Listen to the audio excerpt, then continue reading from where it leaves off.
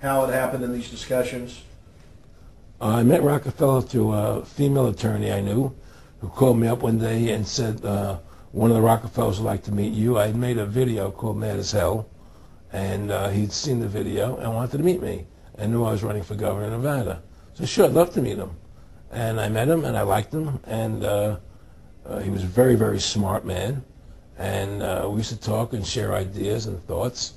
And he's the one who told me 11 months before 9/11 ever happened that there was going to be an event. Never told me what the event was going to be, but there was going to be an event.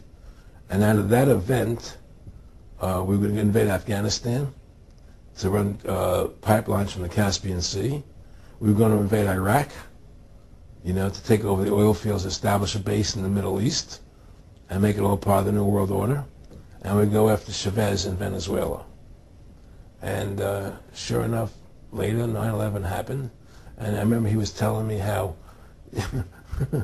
how you're going to see soldiers looking in caves for people in Afghanistan and Pakistan and all these places. And there's going to be this war on terror, of which there's no real enemy. And the whole thing is a giant hoax, you know, but it's a way for the government to take over the American people. He told you it was going to be a hoax. Oh, yeah. Oh, yeah. There's no question. He says, there's going to be war on terror. And he's just laughing. There's no... Who are we fighting? I mean, why do you think 9/11 happened and then nothing's happened since then? Do you think that our security is so great here that these people who pulled off 9/11, who were able to, can't knock down another plane? Come on, it's ridiculous. 9/11 was done by people in our own government and our own banking system to perpetuate the fear of the American people into subordinating themselves to anything the government wants them to do. That's what it's about, and to create this war, this endless war on terror. And that's why and that was the first lie. And the next lie was going into Iraq, you know, to get Saddam Hussein out with his weapons of mass destruction. That was the next lie. Now, specifically, this was a little over 6 years ago?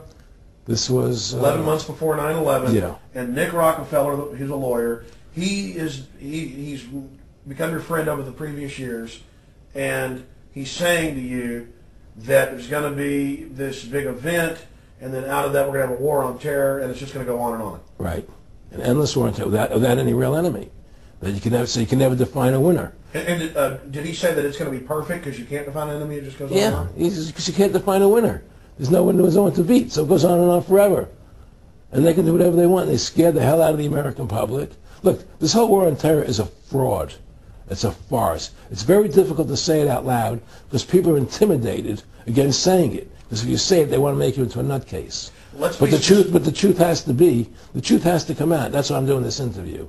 The fact of the matter happens to be that the whole war on terror is a fraud. It's a farce. Yeah, there's a war going on in Iraq because we invaded Iraq.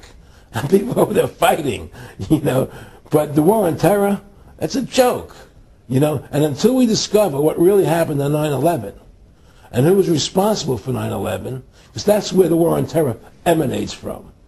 That's where it comes from. It was 9/11 that allowed this war on terror to begin. And until we get to the bottom root of 9/11, the truth of 9/11, we'll never know about the war on terror. Aaron, you said that he was, and I think it's important, and I know this about the Rockefellers from Dr. Dennis Cuddy and many others who literally, you'll be 20 years old in a lunch line at college, and no, there's David Rockefeller. And here's here. I mean, they're experts at recruiting and getting what they call players, and that clearly he was, I mean, I want to make it specific and just get you to reiterate what you said last night about you got 30% of the vote, you were having an effect, you made mad as hell, they knew that you'd started the Constitution Party, yeah. They knew that you were somebody who was taking action and getting things done, you'd already made some big films, had a lot of other successes, right. So they were trying to recruit you, and didn't it come down to the point of, hey, we are here to recruit you, and don't worry, your chip's going to say, don't mess with us, you know, this guy's don't touch. Yeah, yes, that did happen. Now, I was definitely being recruited, but it's more subtle than that. Well, in your words, just go through the process, and then what he said. Well, what it is remember, we were friends, and we used to come to my house a lot. We'd have dinner, we'd talk, and he'd tell me about business investments, how you get involved in, you know, or they would help me with this business investment or that business investment. And was I interested in joining the Council on Foreign Relations? You know, I would have to get a letter to join them, but was I interested in that? And, you know, just stuff, you know, leading you on.